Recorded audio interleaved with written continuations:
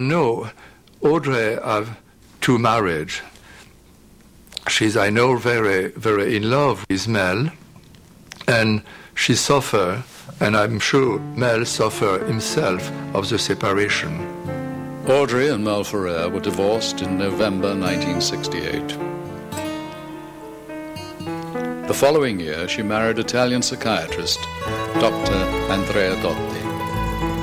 I remember I visited her in Rome, and she was pregnant at the time, and I came to her flat, and she said, "Oh, let me make you some pasta."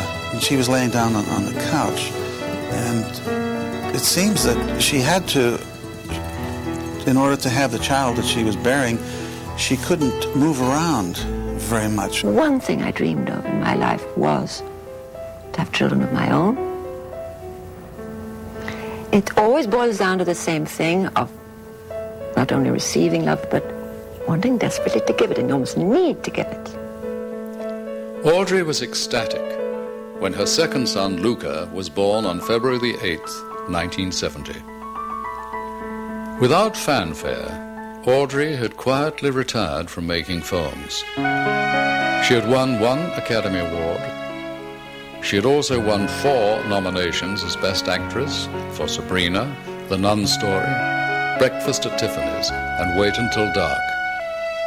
It was time for something else. I sort of more or less withdrew from pictures to take care of both my sons. She had a wonderful relationship with her children. Wonderful with Sean and with Luca. She was a real mother. Sure, I would have liked to have been able to do a few more movies, but I hate to think how I would have felt today if I hadn't known my children. Age, of course, caught up with Audrey finally. She knew that the parts being offered to her were not going to be of the quality of, let's say, the Tiffany's or all of the early things that she had her youth going for. Audrey and Dr. Andrea Dotti were divorced in 1982. When they broke apart, she suffered immensely for her children. With Luca, as with Sean, she was absolutely determined that they would have the full benefit of their father's affection. It always made me very happy that Audrey met Robbie Wolders at my home.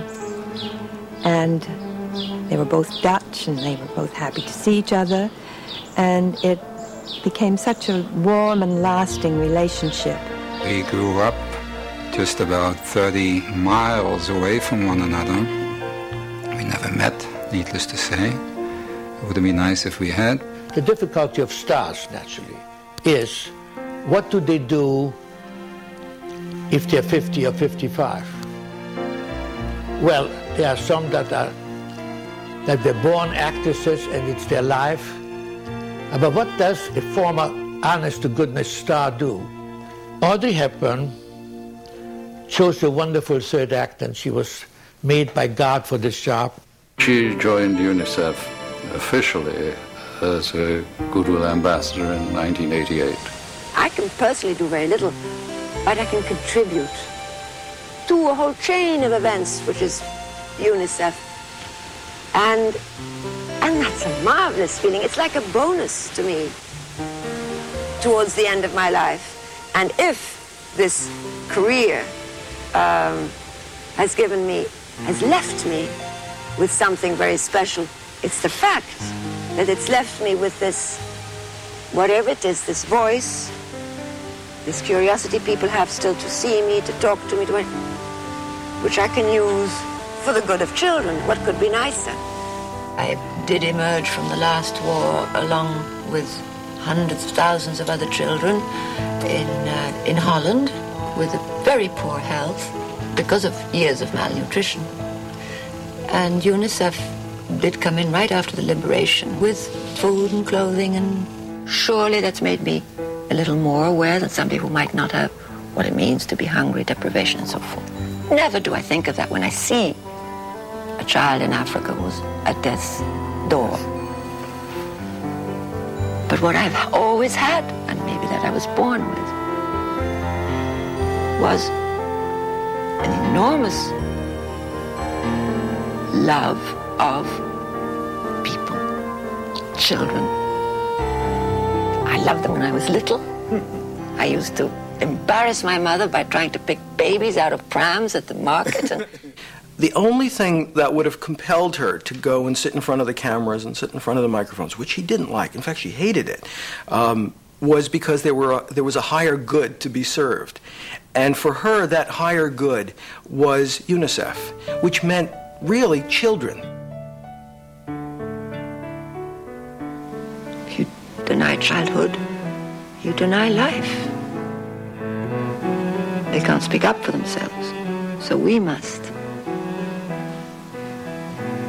But it's like, how do you define love? It's a very, very deep feeling, but it's, I think, the most important force of life. When she traveled the world, seeing what she didn't reflect that to the children. All they saw was a warm, compassionate, joyous face. She brought joy. She didn't paint a completely blank picture. She gave the children hope. She hid from them what was going on inside her.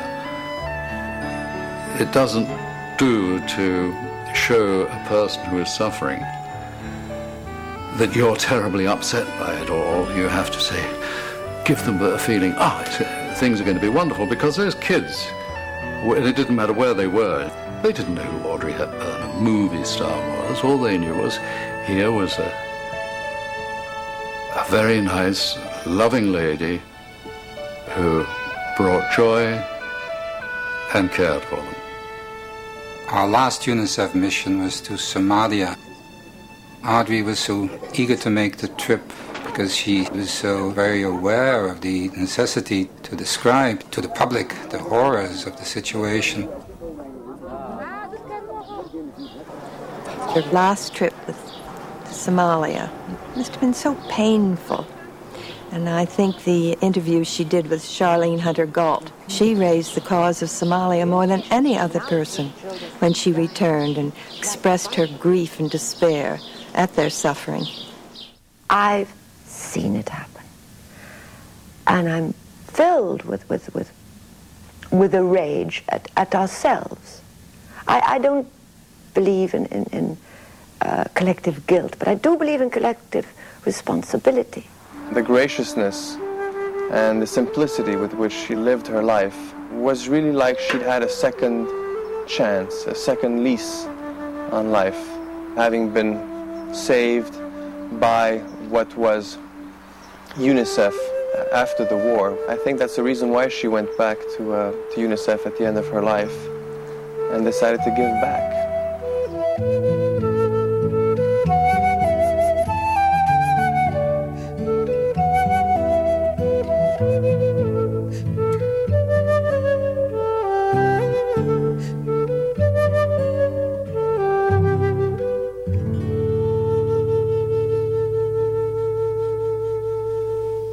There were no real signs, no warning signs of the illness until we had been back for several weeks in the middle of October. I talked with her at the end of this life. She's serene and she's very calm. She's accept the illness because she know in her she accomplished everything with perfection. When the doctors had told us, and of course we refused to believe them, but they had told us that there wasn't much time, Sean and Luca and I decided that we would try to go home for Christmas, knowing what this would mean to Audrey. On Christmas Eve, Audrey was able to come down for a few hours, and when we went to bed later on, she told me that this had been the best Christmas of her life. And she died less than a month later.